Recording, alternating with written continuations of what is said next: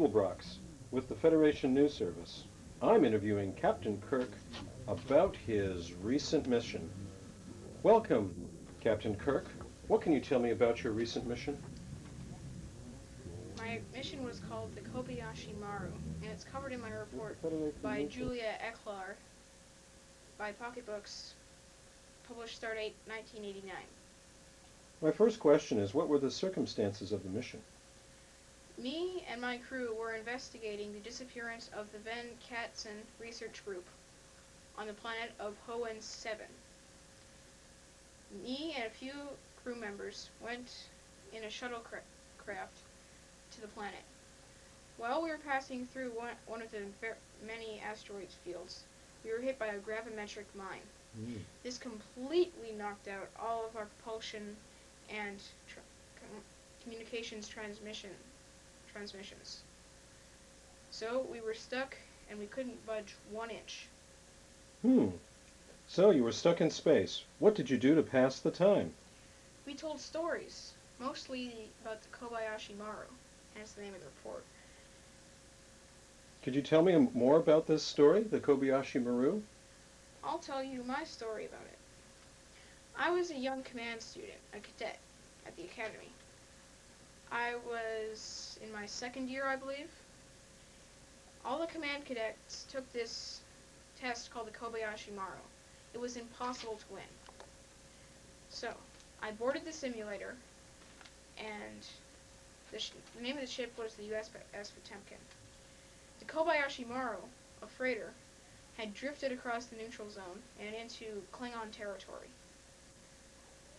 The freighter was in great distress, but we could not cross the border because it would be an act of war. But I decided that I must. So we crossed the border in order to assist the freighter. 3 Klingon cruisers promptly appeared, and a brief battle ensued. After a few minutes of fierce fighting, the USS Potemkin was destroyed. I knew it wasn't possible, but I decided that I would try again. I read up on military history, every major battle, and found a way to win every one of them. Then, I boarded the simulator again. But yet again, when I crossed the border, the Klingon cruisers appeared, and even though I lasted a few minutes longer, I still failed. I had an idea, though. I would try it one more time. I hopped on board the simulator and crossed the neutral zone. I was immediately approached by a Klingon cruiser, and I hailed them.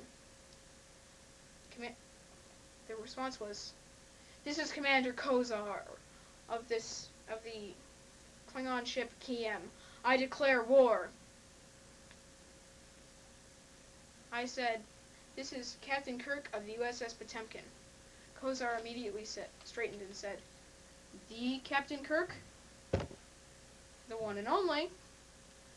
"Oh, well, in that case, I will be happy to escort you and the freighter across the neutral zone." After that, I invited him and some of his crew to dinner.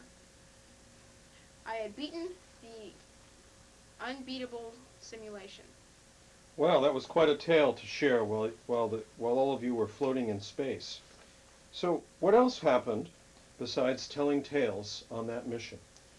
Pretty much nothing until we detected a meteorite heading straight towards our shuttle. Our engineer, Scotty, detached the warp nacelle, the one that was damaged, and launched it off at the meteorite. The meteorite was deflected, and the shuttle was saved. Well, that was a close call. Congratulations.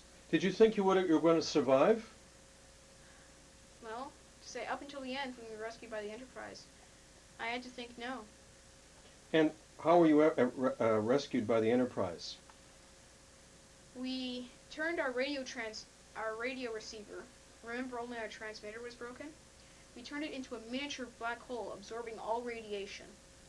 The Enterprise then detected this and moved to our position and brought us into the shuttle bay.